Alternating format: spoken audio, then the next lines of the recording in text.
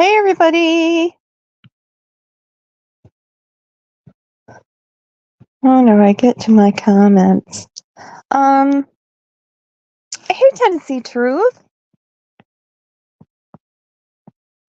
Thank you. Just worn out, going to 2 different kinds of therapy 5 times a week. So, I mean, not five times total. It's a lot. Hopefully it'll help me breathe. Eve, love you, babe. Glad to see you. I hope you guys can hear me. Hey, Kirst. Yes. Annabelle. Hi, Bob. How's it going? Somebody tell me you can hear me, please. Can you hear me?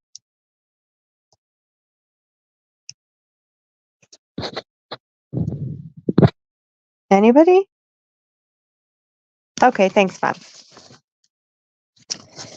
Okay. Hi, Laura Jean. Welcome. I don't think I've seen you in here before. One. Thank you, Annabelle. Okay, so we're here to discuss Hollynn Snapp and Layla Santanello. Both girls have disappeared from the Kingsport, Tennessee area. And they have some similarities, but some differences also. Different situation where they disappeared.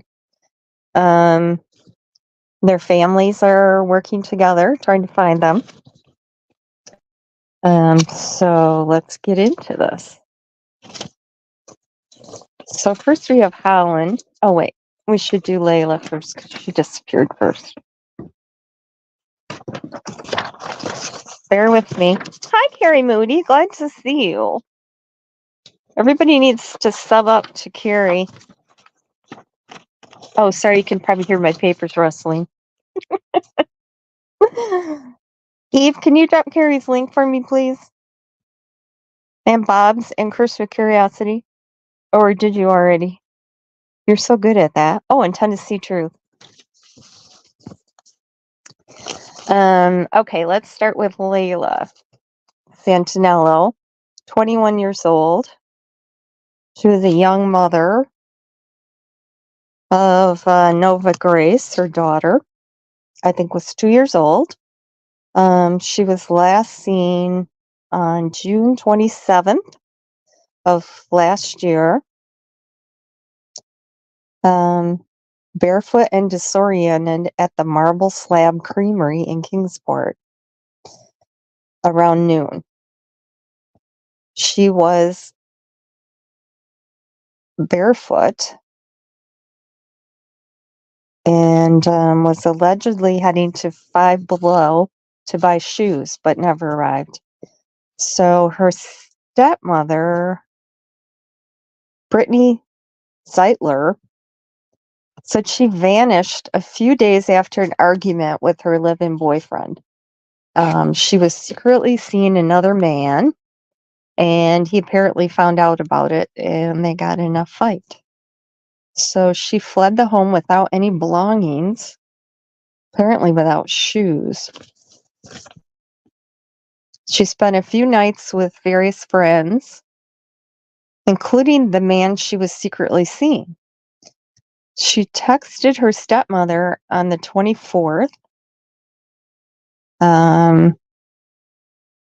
Her boyfriend let her mother know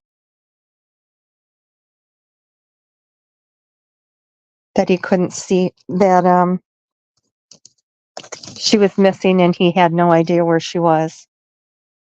And then she texted her stepmother on the 24th to tell her that she was fine. She was staying with friends. She didn't have a phone, so she was using a friend's phone. Oh, thanks, Carrie. Hi, Riggs. Glad to see you here. On June 25th, then, she checked into a motel. where a friend was also staying. And guests in the hotel employees saw her going from door to door, distressed, just knocking on all the doors, creating a disturbance. Apparently, she got in a fight with someone at the hotel and then went off into the woods to sleep in a homeless encampment behind the hotel. So her stepmom said she was paranoid, panicking, and freaked out when she walked off from the altercation at the hotel. 2 weeks after she was last seen, 2 people received Cash App requests from her, but that turned out to be a hoax. Her mother said she struggled with fentanyl addiction and was refusing treatment, believing she could handle it. She's 4'10", 115 pounds, blonde hair with black roots, brown eyes, and was wearing a white tank top and black leggings, and was barefoot. She has a tattoo of her daughter's name, Nova Grace, on her arm. So what do you think about that one?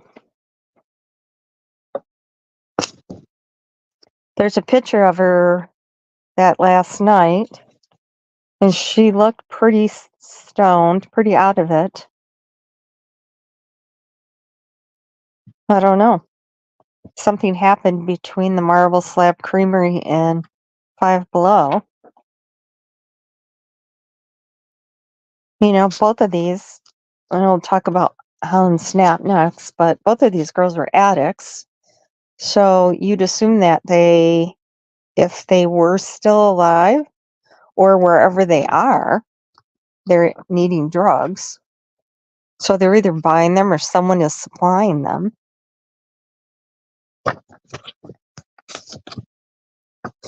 Okay, let's go on to Hollynn Snapp, 19. She was last seen October 15th on Bell Ridge Drive in Kingsport.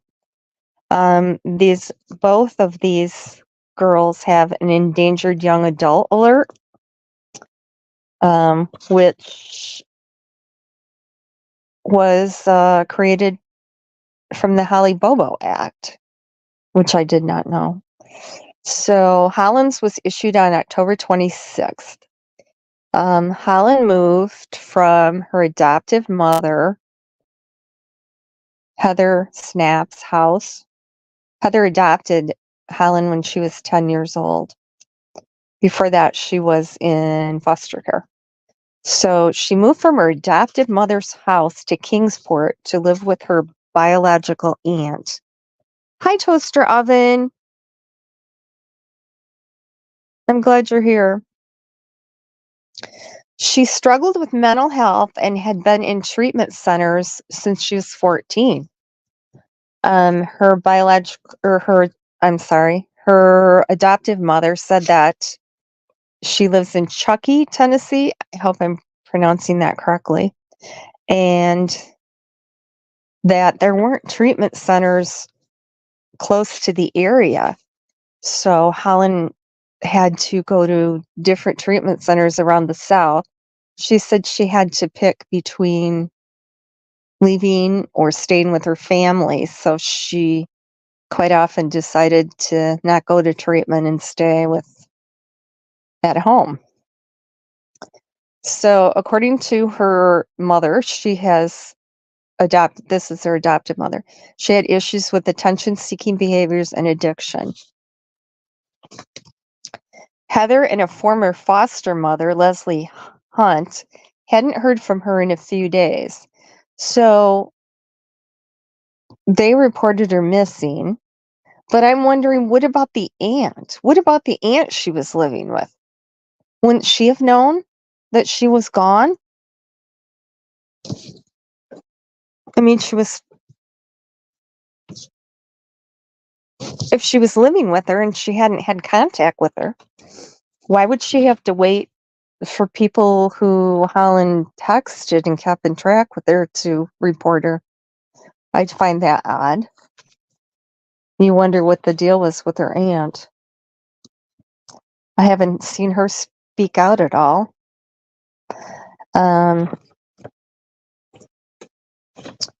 So Heather said she functions at a 10-year-old level and is very trusting. She was reportedly using meth at the time of her disappearance. She was in a fight at a party October 5th and then disappeared. She was beaten very severely by a man in his 50s who lived there, and several people at the party were witnesses. Hollynn is 4'8", 110 pounds, brown hair, hazel eyes, and has a tattoo on her forearm. Looks like an eye in a pyramid. Isn't that on a dollar bill? I'm not sure what that means. I should have Googled it. So the families contacted each other after Hollynn disappeared. One of Layla's relatives thought that was kind of suspicious because they were the same, height and weight, same general appearance. And they had overlapping social circles and drug lifestyles, but they don't think they actually knew each other. They wonder if the girls were trafficked. Searches have been conducted on foot and with cadaver dogs, but there haven't been any leads. So what do you guys think? Do you think they're connected at all? I guess they could be.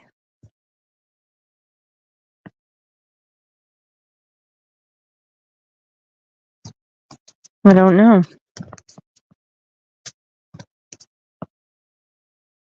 I wonder if Hollynn was beaten that bad, why didn't people at the party help her? That's what I want to know. Yeah, I'm not sure yet either, Eve. I think both girls sounded like they lived a pretty hard life. Foster parents, step parents, drugs. I don't know. They're releasing a little more information as time goes by, which they do sometimes in cases, keep things a secret for a while. I see Steve Fisher, that SF investigates, is working on the case. He was involved in the Kylie Rodney case. He actually was a photographer, but then he got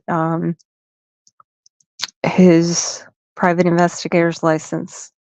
And now he's being licensed in several states.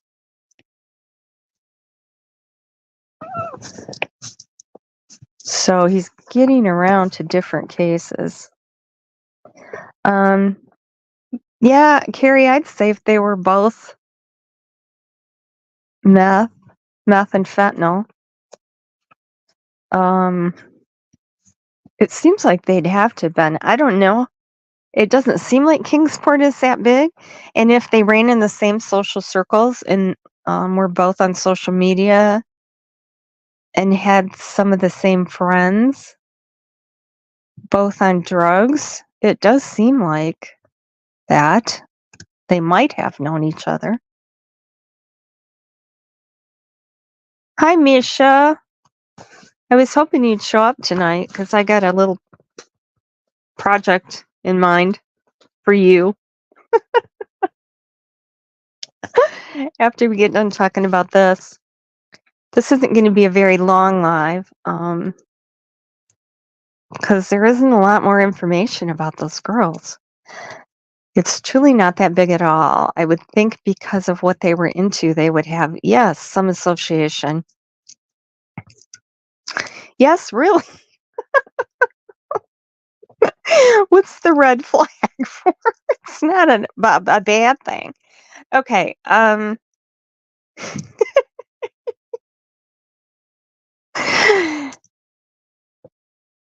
Yeah, it is odd.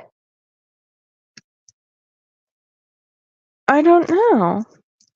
Another mystery. All these people disappearing and into thin air and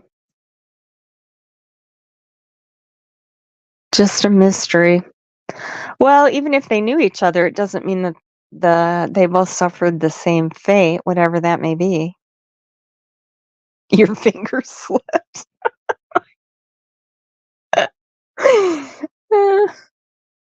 um, yeah, I don't know. There was another girl missing in Kingsport too, right? But she was found, and people were thinking all three of them were connected.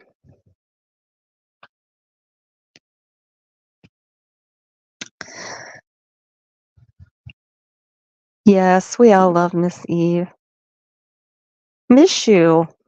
Hello, Melissa Brown. Yes, Melissa, I just said that. She functioned at the level of a 10-year-old. And her mother said she was very trusting. That's scary to think that she was headed. My cat's gonna jump on my stomach right now from across the room. Okay. Um, 10 years old and hooked on fentanyl. It is scary.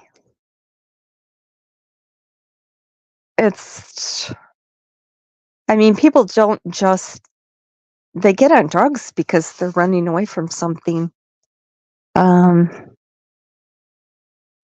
something that they don't want to deal with. I just love that Jelly Roll song, Save Me. I had a friend whose daughter recently OD'd in an alley. A tragic story. She did everything to try to get her daughter off drugs for years.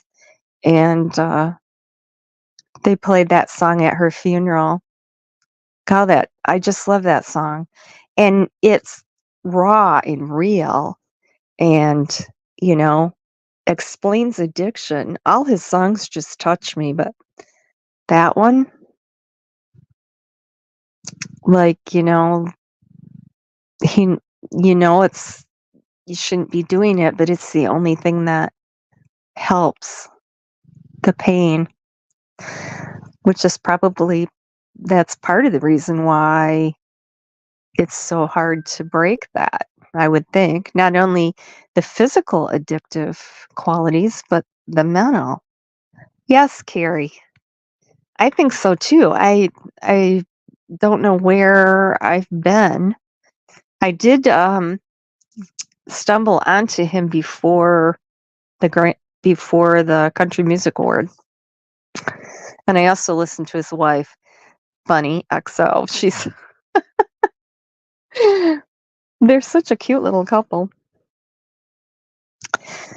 Okay, so is there anything else you want to discuss? This isn't going to be very long live, I'll tell you. Just because there's not that much information about the girls.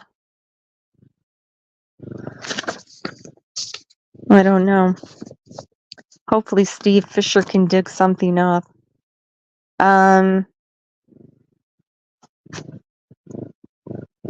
Anything? No? Okay. Here's what we're going to do. I want to have a little panel on Monday nights, and this is a game called That's Just Wrong. And it is going to discuss court cases.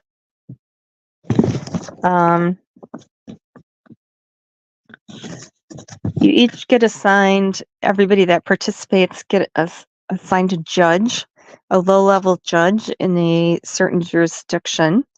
And then we discuss cases. There's 120 case cards. And I read the case, and then we discuss the case according to the law, and everybody decides what they think the outcome would be. These are actual court cases. Then I read a couple things to consider, and then we think those over, and then everybody has their final decision. If you guess right, or decide right, because we're not guessing right, you advance to the next level of judge. You get a promotion.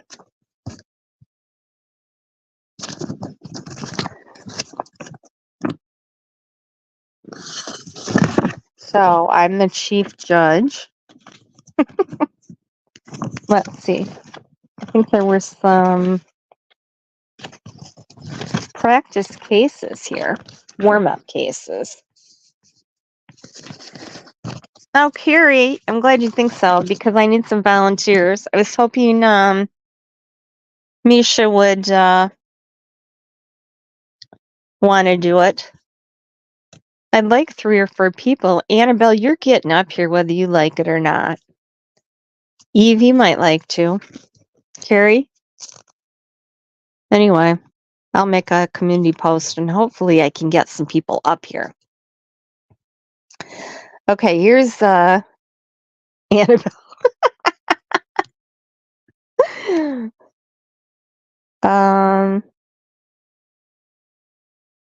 There's some basic law elements, and I'll post those 2 cards. Obviously, I can't pass them out, but I'll post those on my community page. Okay, here's oh, good, Misha. I'm so glad. So we got Misha and Annabelle. Carrie, would you like to join? This will be Mondays at 9. So here's case number 1. Oh, hi, Heather Lynn. Welcome. Okay, here's 6. Okay, here's 6 warm-up cases. I'm just going to go through here and give you an idea. Oh, Heather, we talked about Layla, Santanello, and Hollynn Snapp. Just the particulars of each case, the circumstances they disappeared under, and talked about if they were related or not. And now I'm talking about a little panel idea I have.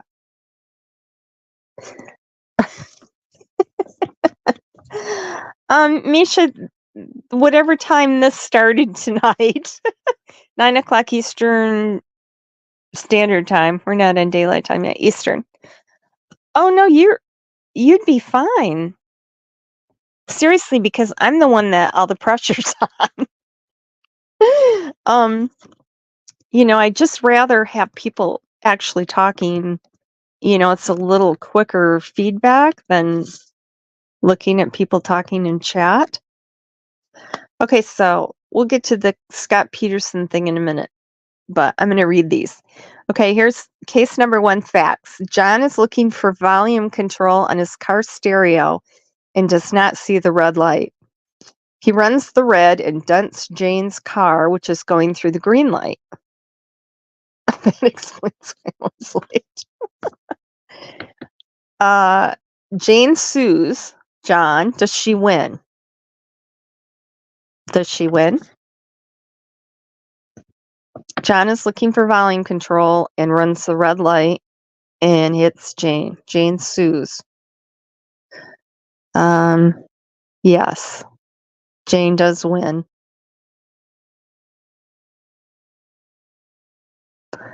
But if you're in Michigan, we're no fault, so you can't sue. But anyway, we'll ignore that part. Yes, John was distracted and broke the law. That's exactly correct. Is Jane drunk? If Jane's drunk, she gets arrested too, doesn't she? Okay, the second one is standard of care. John hires Jane after he totaled her car. This is funny. The actual cases are much more involved, so these are just warm-ups.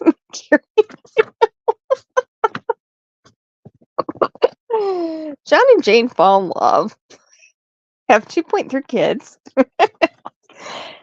John hires Jane, a professional plumber, to fix a pipe. She uses carpenter's putty instead of plumber's putty to seal the pipe. 2 weeks later, the seal breaks and water goes everywhere. John sues Jane for the cost to repair the water damage. Does he win?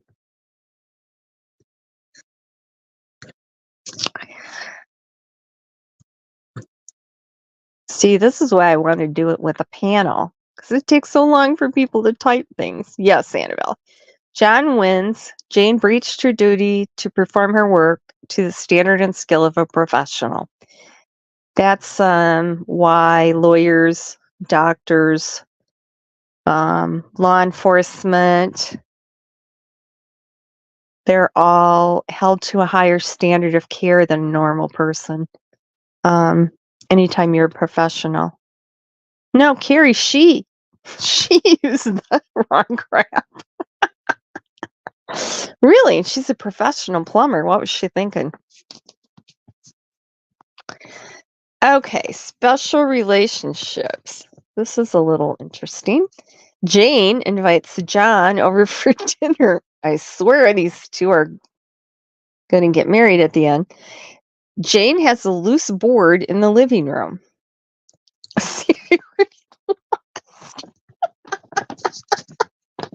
Okay, Carrie, you're out.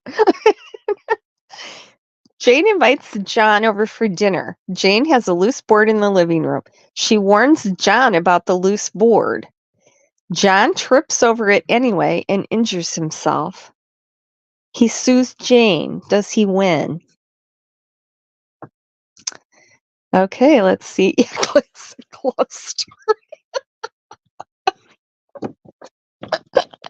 I met my husband when he totaled my car.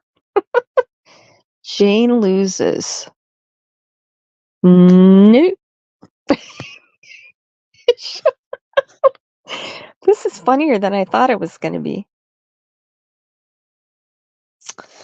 No, Mishu, actually. No. Yep. Heather Lynn, that is correct. His drunk self. John loses. Jane had a duty to warn John about the board, which she did, so there is no breach. However, if Jane's house were a store and John were a customer, John would have won because stores have a higher duty to their customers. They must fix hazards or at least rope off dangerous areas. Oh my goodness.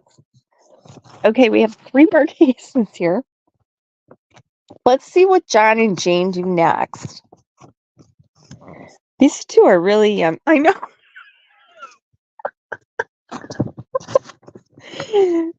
Yes. Oh my goodness.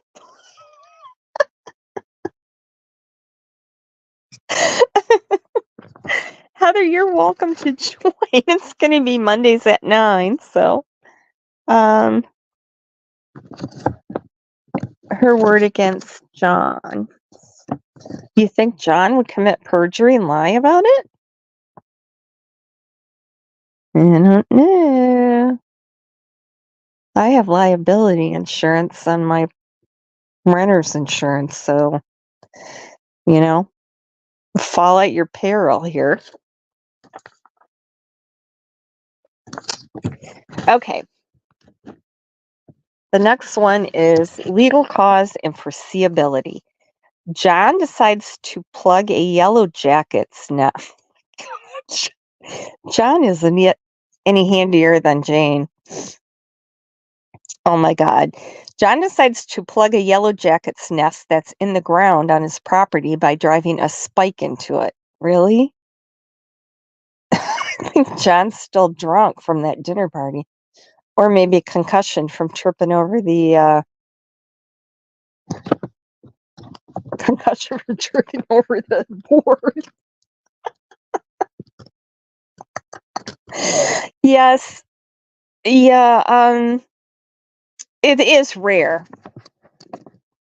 It is rare for people to be charged with perjury in trials. That is true. Only in a very, very egregious cases. Um,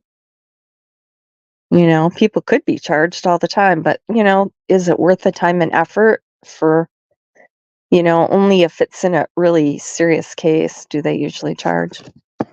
Oh, good. John isn't too good. I'm glad. Annabelle, really. I,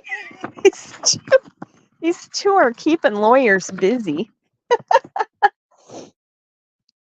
Okay, let's get back to John plugging the yellow jacket's nest with a spike.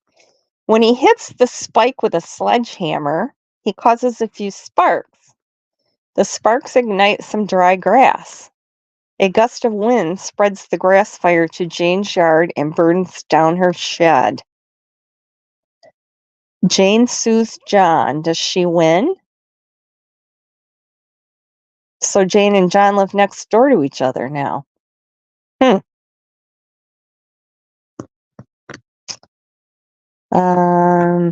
So what do you think? Hey, Kirst. Were you here before? You can join this too if you want. I'm going to ask people to come on panel. They're getting closer by the day. Before we're done, it'll be John and Jane are in bed. No, we only have. Oh, yes. Actually, yes. No. Mishi, no. That's incorrect. She better. Where's Sunshine? Hi, Sunshine. Okra, my okra girl. A restraining order. It's arson in the third degree. Okay, Jane sues John for burning down her shed. Jane loses. Even though John was the actual cause of the fire, he was not the legal cause. Yes, Carrie. Carrie got it right. Carrie, you need to be on panel. John was the actual cause of the fire. He was not the legal cause because the chain of events leading to her shed burning down would not have been foreseeable by a reasonable person. But is John a reasonable person for driving a spike into a yellow jacket's nest? I want to know if John died from anaphylactic shock. You're crazy.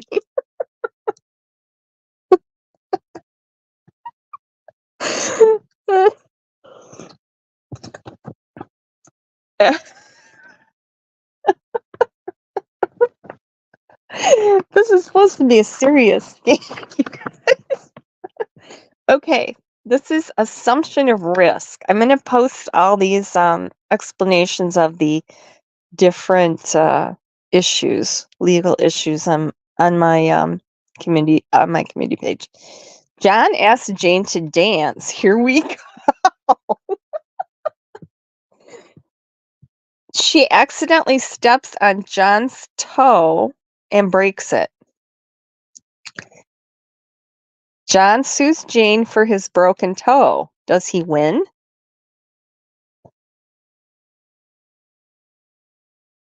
Oh my goodness, these two. John.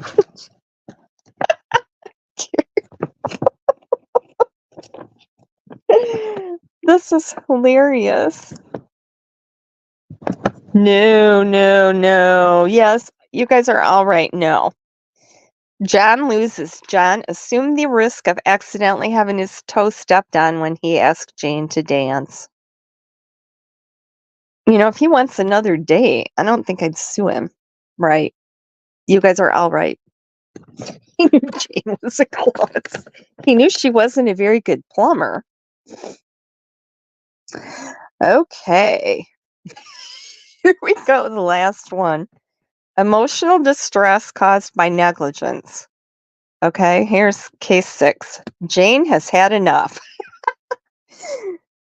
She breaks up with John, but the way she does it is so careless that it breaks his heart. John sees, probably by text. She must have texted him. Or, I don't know. Sent an arrow through his window with a note on it. John sees a counselor.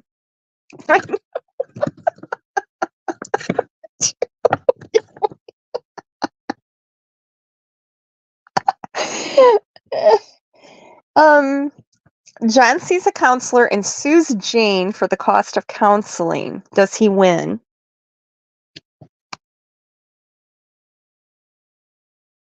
The counselor did it.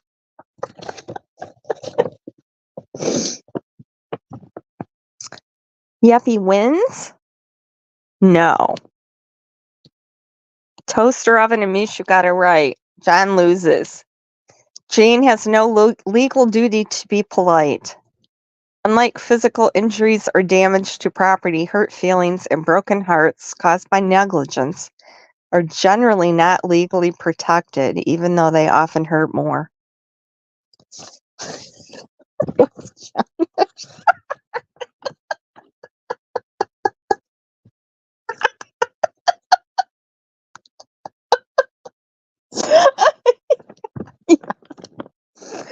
He's filing 28-page responses to them.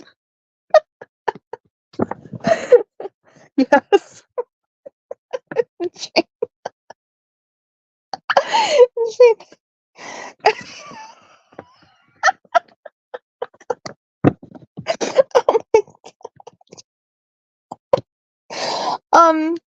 John's a big loser. Out of these 6 cases, John lost 4 of them. And Jane only... Wait, no, he lost 5. 4. He lost 4. And Jane lost 2. I know! Everybody always has fun in my chat. I think. I haven't heard anybody say otherwise. I'm glad that people... They must be related to lawyers. Maybe they are lawyers. No, she's a plumber. Oh, Carrie, I can't. That's it. I'm not going to break into the good one until you guys get up on panel. But we're going to talk about duty of care, standard of care, breach of duty, legal cause and foreseeability, assumption of risk, contributory negligence,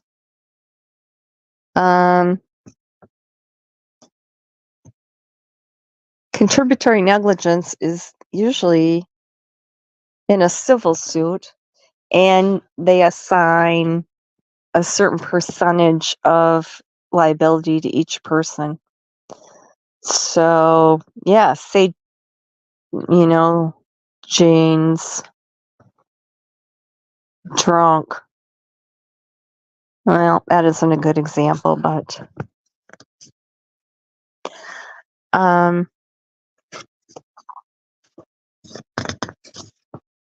in like a product liability case or something, the jury decides this person's 30% negligent and the other person is 70% negligent. So then that's how they assign the portion of damages.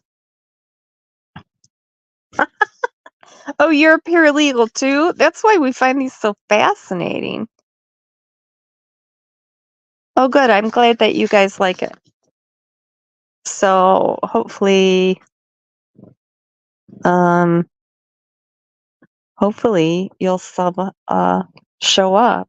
Okay, then public policy. Sometimes a negligent defendant is not liable or does not have to pay because the principle established by finding them liable would be too costly to society. For example, it would be very costly in the long run if a police officer was found liable for not stopping a slightly speeding car that later had an accident. That's one thing I don't like is qualified immunity of, when people sue law enforcement, or public servants, they have qualified immunity. You can't sue them. And they're usually dismissed from the case, which is, I think, bad. Okay. And cause. A negligent person must be the cause of the injury. Sometimes it's not so clear.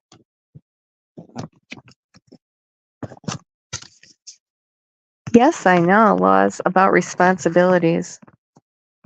Well, are we having homework for Monday? No, you just have to show up. Heather Lynn, you need to do it too. Okay, Monday's at 9. Come on and join. It's going to be fun. I think I can have 10 people on a panel, so I'll give you your judicial assignment. Carrie is awesome. Heather Lynn, too. Annabelle, you're awfully quiet. Don't think you're hiding. Sunshine. Mishu. I bet you Eve could even be on panel and still be the head mod because she's so super talented. Assignments. Okay, your assignments are to read the legal principles that I'm going to post on my community page. And then we'll get to it. Yeah, Annabelle, don't think that I don't see you there. Okay, this is going to be fun, I think. We can hash it out. I love anything to do with legal things. Okay, Scott Peterson. No, I haven't been able to. Oh, great. I haven't been able following that because as far as I'm concerned, oh, you're welcome, Carrie. You guys supplied the laughs. Really. I think Scott Peterson is guilty. I think the Innocence Project must have had some people that didn't have anything to do. This is my opinion.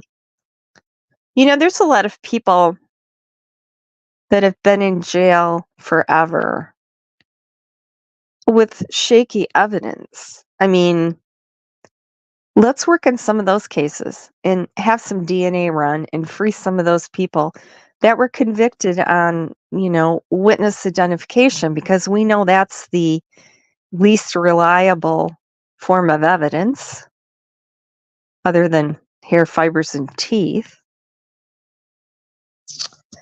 I think it's going to be fun.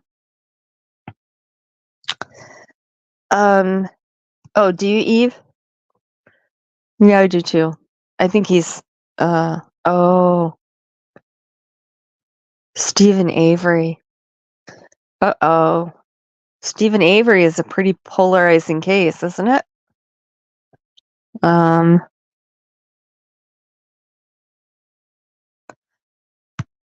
I think I don't know. Yeah. I think so too. I don't know what they're doing. They might not think he's factually innocent, but might think, I mean, obviously there has to be some legal issues there. As far as I know, there hasn't been any new evidence come out that wasn't available at the time of his trial. Oh, great, Toaster. So it must be, I haven't looked, but yes, I agree. I'm sorry, I should have Googled this. If I try to do it now, I will boot myself off my own live, but I'm very surprised too. Sometimes sometimes there's such a public outcry. I hate when celebrities get involved in cases because they don't know what the hell's going on. Yeah, I don't know. There is so many others deserving of freedom.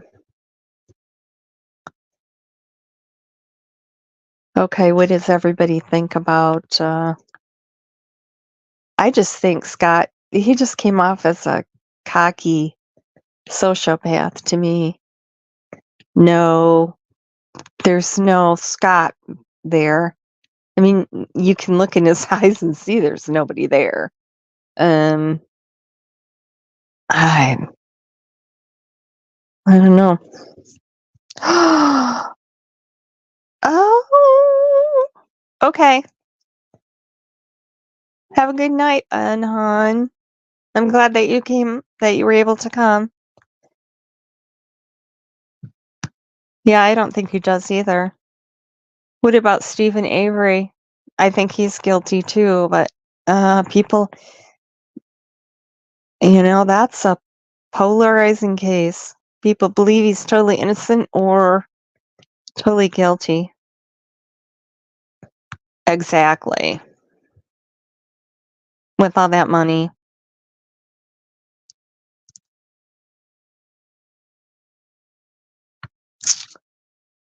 Yeah, I don't know, that's so odd. I think Brandon is innocent.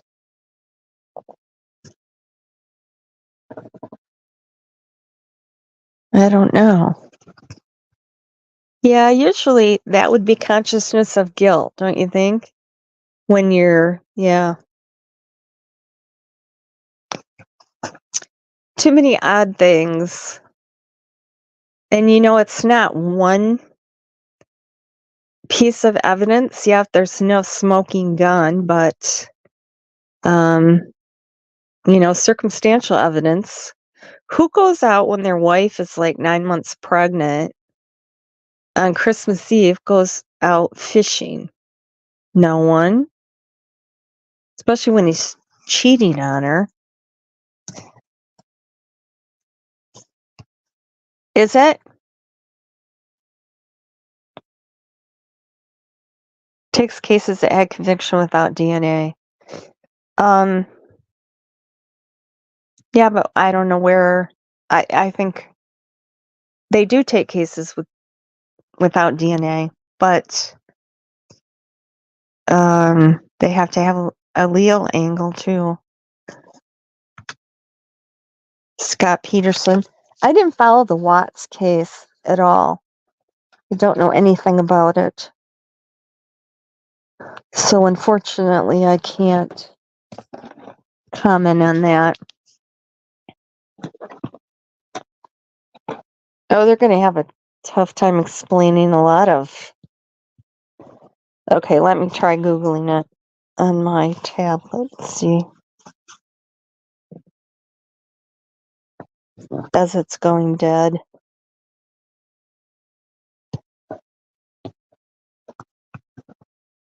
I just hate giving him any of my time. Yep. DNA. Former investigator says key evidence wasn't properly investigated. Los Angeles Los Angeles. There you go. California Innocence Project. Sorry if I'm offending anyone if you live there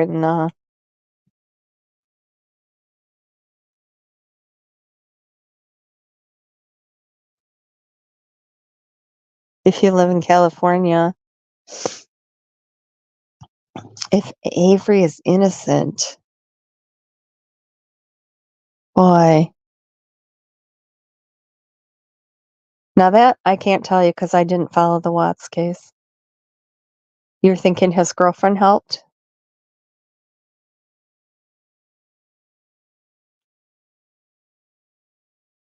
Okay, this is 20 years after Peterson was convicted, a former California fire investigator is coming forward, urging prosecutors to re-examine the case. Fire investigator?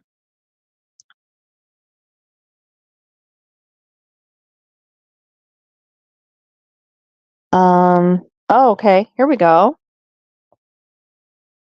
This has always been one of those things that kind of sits in the back of your head and kind of bugs you a little bit.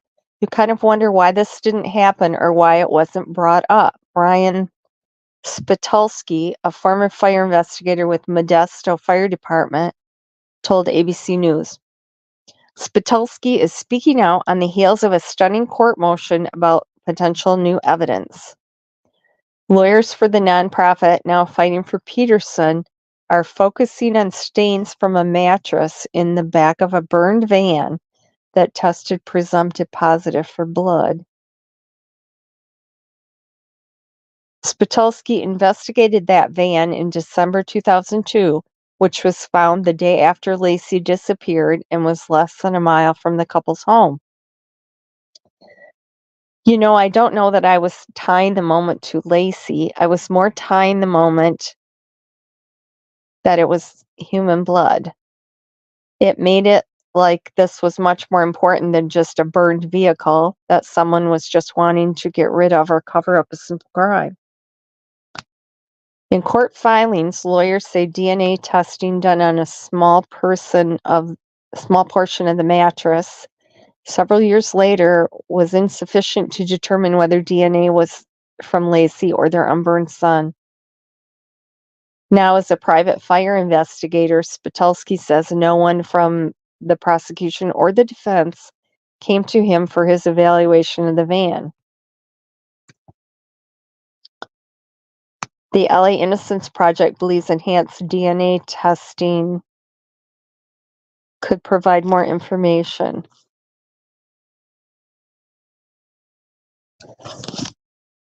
Well, I guess we'll see. That's pretty cut and dried. They can do the DNA on that, and it's either Lacey's or it's not, right? Don't they know whose van it was? Was it a rental? Could Scott have rented it? I don't know. I kind of thought Lacey was strangled, wasn't she? Or don't we know? You guys are just going on and on about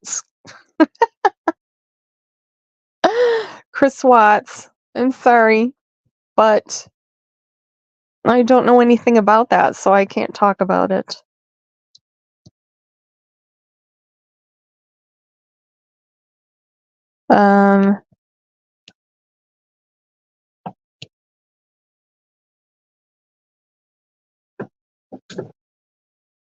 Oh no, you're fine. You guys can just chat away. I don't have rules here that you must stick to the topic. You guys can do anything you want as long as you're polite. To everyone, you're fine. Heatherlyn, what are you doing with your gel pen? That's what I want to know. So, yes, this is interesting. Wouldn't they know where if the van was rented? Did Scott rent a van and then not return it and it was burned? Who's obviously not. Or they certainly would have discovered that. That's interesting. Exactly. Writing all the things. That is Eve. And thanks to my mods, there's my mods are awesome, really. But my chat doesn't give them a lot to do. The only word I have blocked is liar. So, although someone did manage to post a comment on my page by misspelling liars, and I don't think it was on purpose. I thought that was funny. Okay, Misha, have fun. That is awesome.